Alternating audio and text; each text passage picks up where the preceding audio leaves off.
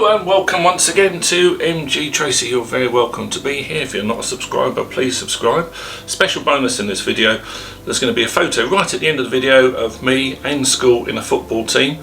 Anyone who can send me a message and spot me in the lineup, I shall give a shout out in a future video. So today we're looking at a new vacuum. This is the, doesn't feel like it, this is the lightweight battery powered Shark, and this was recently on offer in the UK for £99.99 delivered. It's about £170, so it's around $200 normally. Links will be in the description box below. There was a link in the UK on our website from Martin Lewis, and they had 8,000 on offer.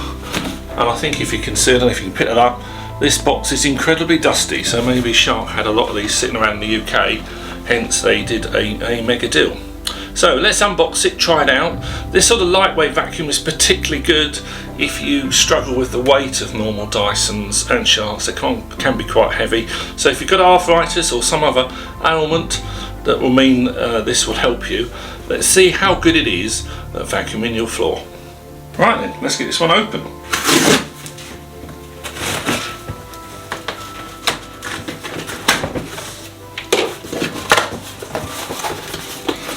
The Shark Wandvac system.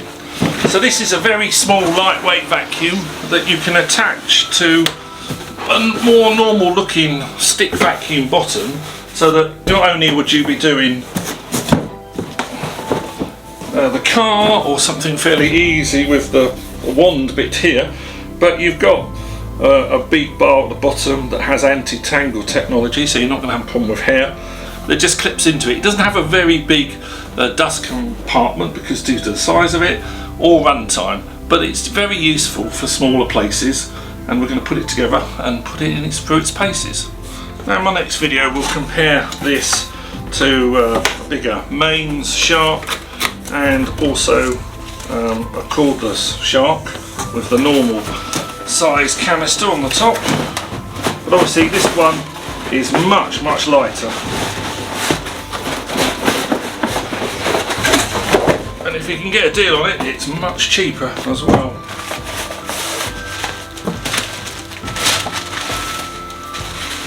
This is part of the charging dock. This is the wand itself.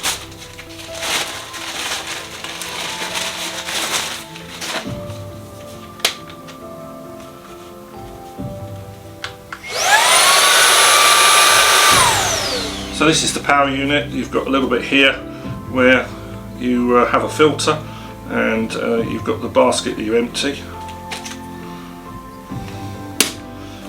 These are the charge points, and this is where the power in it docks through if you want to use it as a stand-up vacuum, an upright vacuum.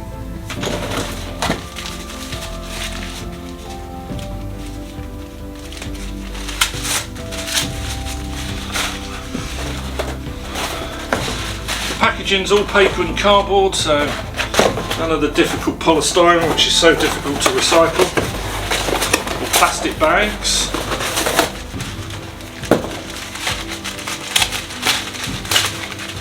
These are your tools,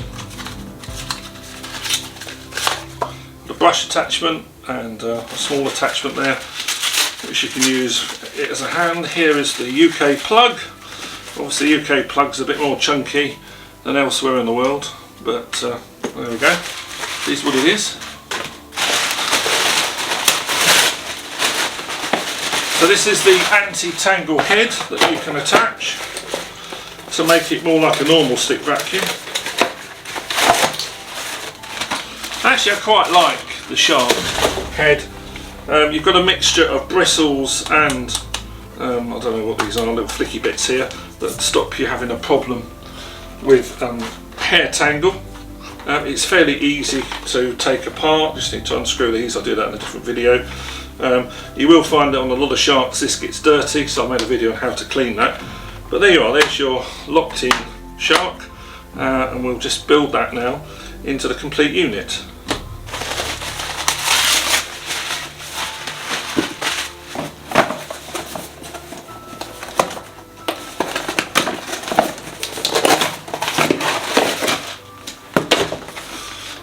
So I've got a fair bit of cardboard over there, but that's easy to recycle.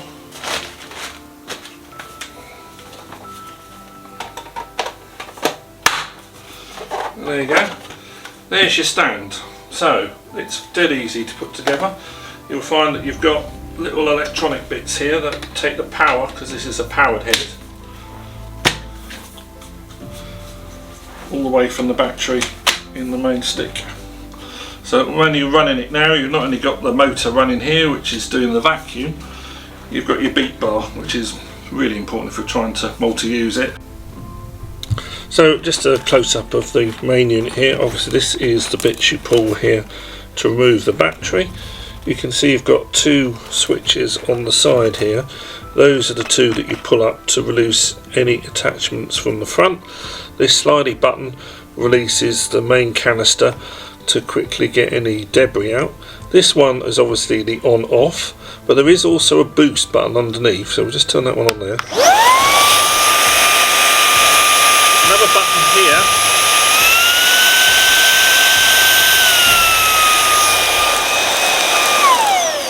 And if you hold that one, then you will go into the boost mode, which is quite clever. You can see here there's all the different settings it will show, including lighting up the fan when you're in boost mode. I think you're going to know that because it's very loud.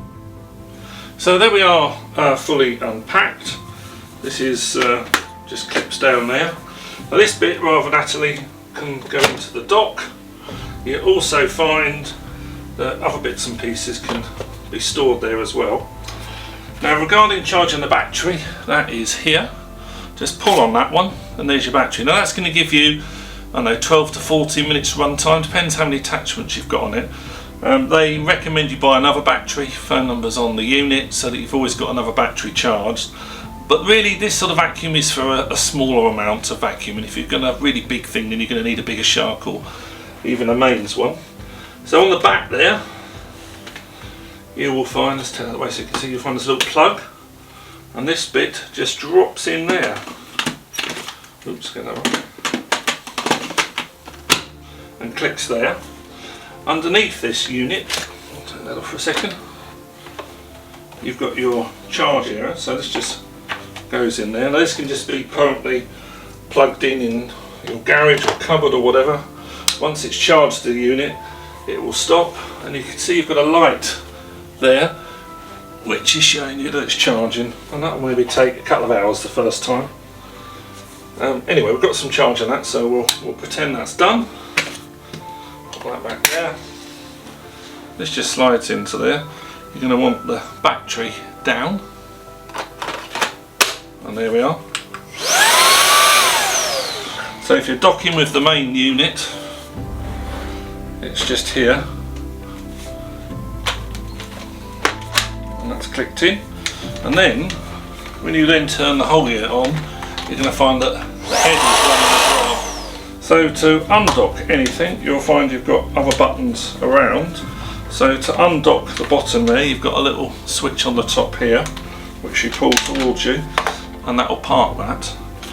Cleaning, it's a bit different to other sharks. So to release the canister, just to empty it, it's the button on the top. When you push that, you're going to find that comes out and you can empty that. But like all other sharks, there's a filter in here that needs to be cleaned every month.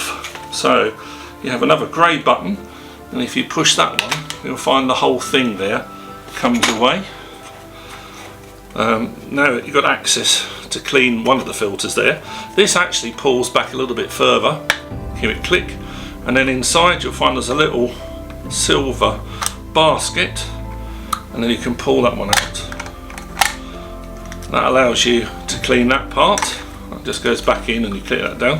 And this bit here, the orange bit, also needs to be washed and dried. You see a more traditional looking sort of heapatite filter there. That's going to be washed and dried. Don't put it back in the unit until it's thoroughly dry. So if you're going to air dry, that's going to take a day. So they all clip back in, and then that then won't shut itself. You're going to have it that way. Oops, you can have it that way, and you can then dock the whole thing in there, and then you're ready to start vacuuming. Right, I'm going to give this a bit more charge, and we're going to see how we get on. Right then, let's drop our battery in. And I'm just going to put the simple little attachment on the front there to go around the edges here.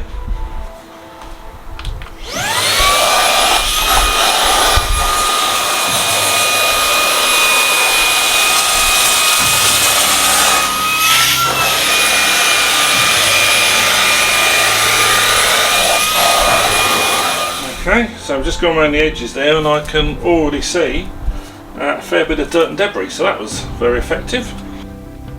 We now have the Wandvac docked and we're going to see how we get at actually just cleaning the carpet here.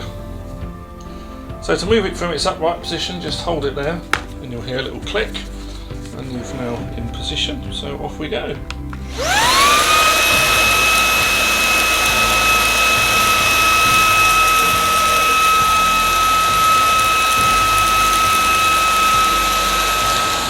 So that was okay.